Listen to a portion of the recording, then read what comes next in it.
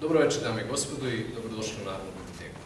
Drago nam je što ste večeras sa nama, gde ćemo zajedno poslušati predavanje docenta doktora Sergeja Macure na temu tumačenja Uliksa, tumačenja Hamleta u Uliksu Jamesa Joycea. Ovo predavanje je povodom 100-godišnjice od objavljivanja istoimenog dela Jamesa Joycea u Parizu 1922. godine. I pre nego što predavanje počne, ukratko ću vam predstaviti našeg današnjeg predavača. Sergej Macura rođen je u Kninu 9. maja 1976. godine, gde je završio osnovnu i srednju elektrotehničku školu.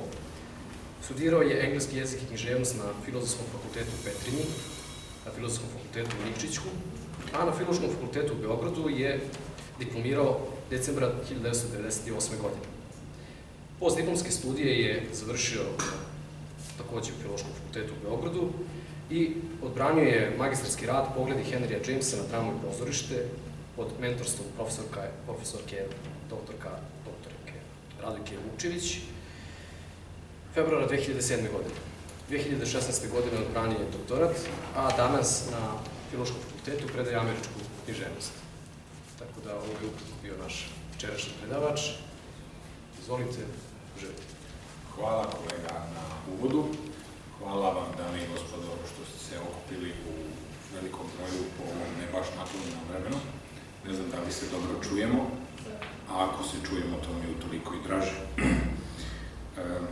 Čuveno Hamletovo dvoumljenje biti ili ne biti na neki kapilaran ili inherentan način izražava mogućnost slobode koju nudi književnost. Da li će se lik ubiti, da li će osvetiti oca ili neće, to je već neka vrsta račvaste staze, da li će otići u lijevu ili u desnu stranu, živjeti ili prestati da živi. Čini mi se, čitajući određen broj knjiga i posmatrajući druge praktičare književe kritike, da u interpretaciji te slobode nema. Mi smo naprosto na neki pozitivan način osuđeni da interpretiramo, da tumačimo svako djelo dok ga čitamo. To je liči malo na postulate Williama Jamesa i sličnih psihologa koji su tvrdili da ne možemo napraviti iskaz, ne mislim ni o čemu.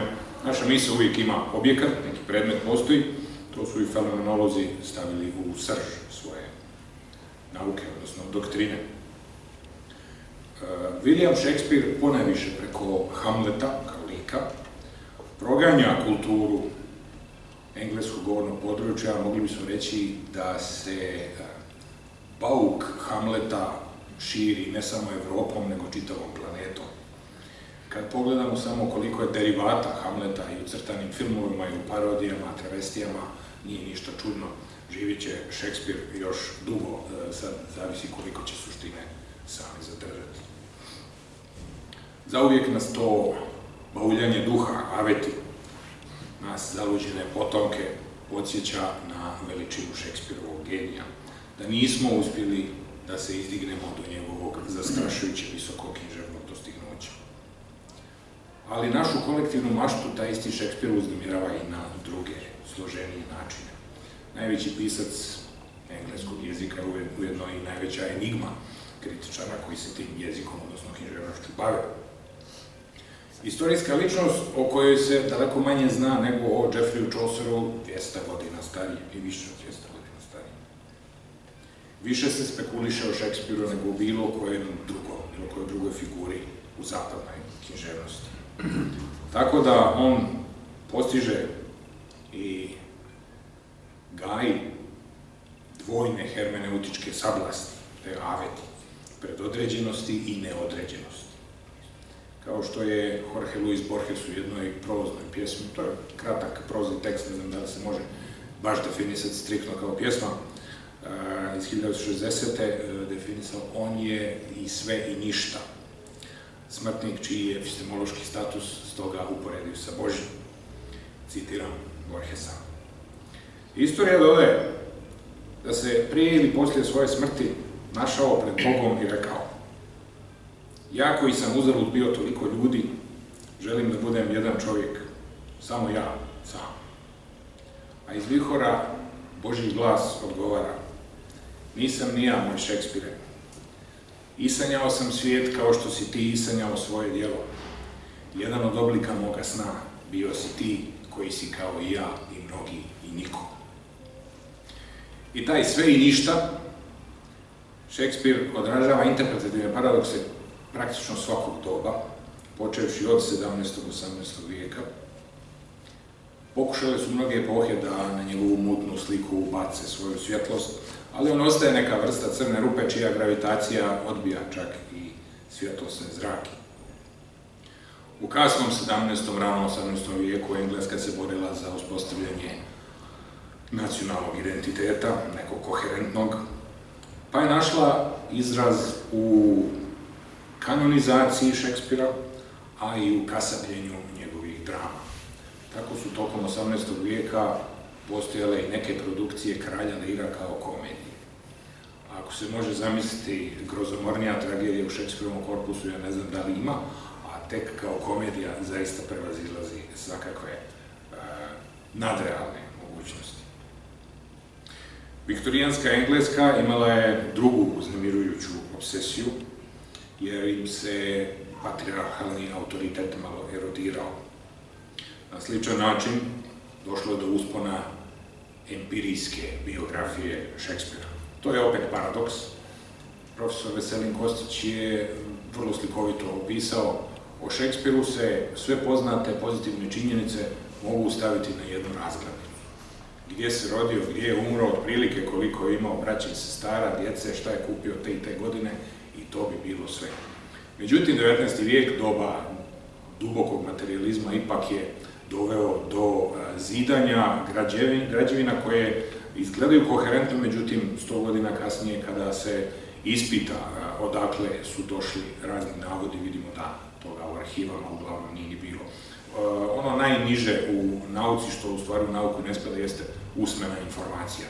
Reče mi jedan čovjek, ja sam možda vidio Šekspira i neko se susreo sa Šekspirom, na osnovu toga napišu knjigu. Postoji jedna, ne znam da li je to kritičko izdanje, uglavnom studija o Šekspiru, odakle je došla didaskalija public place. Sigurno, pošto place potiče od italijanskog piazza, Šekspir je onih 7 izgubljenih godina morao provesti u Italiji. On nikakve didaskalije toga tipa nije ni stavljao dok je bio živ, to je došlo kasnije kad je izdao prvi foliju i još poslije toga. Međutim, toga ćete imati dosta. Uglavnom, 4/5 onog što se o Šekspiru objavi nije baš neki materijal za čitanje preporučen. U doba modernizma za pisce koji su se rađali u kasnom 19. vijeku, ranom 20.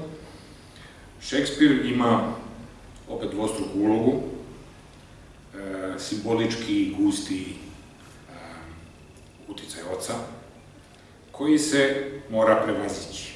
Dakle, s jedne strane imate uzor, a s druge strane nalazi se meta koju treba eliminisati.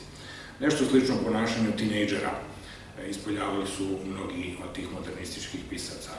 Žele da ruše autoritet, a s druge strane, kao šizofreno, moraju se podčiniti nekom autoritetu. Ako ničom drugom, onda barem na autoritetu rušenja, raskida sa tradicijom. Tako da, Šekspir otjelovljuje paradoks u samoj srži modernističke ideologije, koja istovremeno prihvata i smrt autora i kult autora. Tradicija s jedne strane, s druge strane radikalni raskid. Očigledno, modernistička literatura je prepuna pokušaja da se ovo sve i ništa pretvori u nešto novo. Drama Bura je prerađivana u verzijama za koje nikad ne bismo mogli reći da imaju neke velike veze sa originalnim hipotekstom. Imamo je kao odjeke u Pustoj zemlji Eliotovoj i u Vrlo novom svijetu Aldousa Huxleya. Nemaju jedan i drugi pisac neke velike veze s tim, ali preko Bure svakako bi se moglo naći nekoliko veza. Nigdje Šekspirov status ikone u modernističkom svijetu nije predstavljen tako jasno kao u onim pokušajima da se opiše kao duh. Šekspir kao duh koji predstavlja neku vrstu emanacije njegovog književnog stvaralaštva. Artikulisani duh sa one strane, koji funkcioniše kao neka vrsta prototipa modernističkog teksta sam po sebi. Prožet je kulturnim autoritetom duboko uranjenu književnu tradiciju, a opet je i agresivan, i prestupnički, višeglasan i multivalentan. U prvoj epizodi Uliksa, koji ima takozvanih 18 poglavlja, 3+12+3, koji se zove Telemah, jedan od drugara, Haynes, pita Stevena Dedalusa dok napuštaju kulu Martello. Inače, kula Martello neodoljivo funkcioniše kao Elsinore u Hamletu.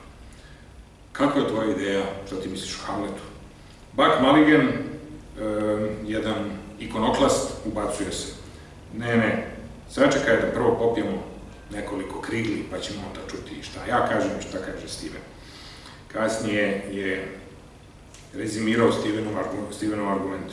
Prilično jednostavno, on algebrom dokazuje da je Hamletov unuk Šekspirov djed i da je on sam duh sopstvenog oca. Na šta Haynes ostaje i radoznao i malo zbunjen. No, to je prvo poglavlje, samo nam se najavljuje proleptički šta će se desiti u 9. Deveta epizoda, Scila i Charybda, jeste otkrovenje Stevenove odložene ideje o Hamletu. Dešava se oko 2 sata popodne, 16. juna 1904. u Nacionalnoj biblioteci Irske u Dublinu. Organ ovog poglavlja je mozak, što je velika čast. Tehnika kojom se sprovodi naracija je dijalektika, umjetnost ili umijeće je književnost. Steven počinje u kancelariji direktora biblioteke, u pratnji čovjeka sa inicijalima AE, A.E. To je pjesnik George Russell. Tu je John Eglinton, isto pseudonim za esejistu Williama Magija. Thomas Lister, koji je zaista postojao i bio je bibliotekar u toj ustanovi. Oni se nalaze usred rasprave o Goetheovom dijelu Wilhelm Meister i njegovim presudama o Hamletu. Steven se već uključuje u debatu, malo argumentuje svoju aristotelovsku dogmu protiv A.E.A. i Eglintonovih platonskih pogleda na Hamlet. U toku narednog sata možemo reći da se dosta realno, izohrono prikazuje radnja u dijalogu u samom romanu u odnosu na hronologiju, objektivnu. U toku narednog sata njima četvorici će se pridružiti Buck Mulligan i pomoćnik direktora biblioteke, gospodin Best, Richard Best. Njima će Steven predstaviti i braniti svoju aristotelovsku ideju. Sheme koje su razvili već od prvog izdanja Uliksa i malo kasnije, jedna je Gilbertova, druga je Linatijeva, definišu tehniku poglavlja kao retoriku. Vrlo blisku književnosti, naravno, iako je poglavlje 7 eol bliže retorici nego što bi bilo definisano 9. Shodno tome, dvostruke opasnosti Scile i Charybde nisu fizičke nego oratorske. I nigdje drugdje u romanu Steven ne mora pokazati toliko retorske umješnosti, diplomatije na neki način. Scila, šestoglavo čudovište, oličava dogmatski aristotelovski pogled, a vrtlog Charybda otilotvoruje platonski pogled nalik na vir. Oratorska priroda ovih zvijeri potiče od Homera, pošto su i Scila i Charybda stvorenja koja moć dobijaju preko usta. Homer i opisuje Scilu kao čudovište koje ispušta krike kao plač novorođenčeta, iako je ogromna i monstruozna.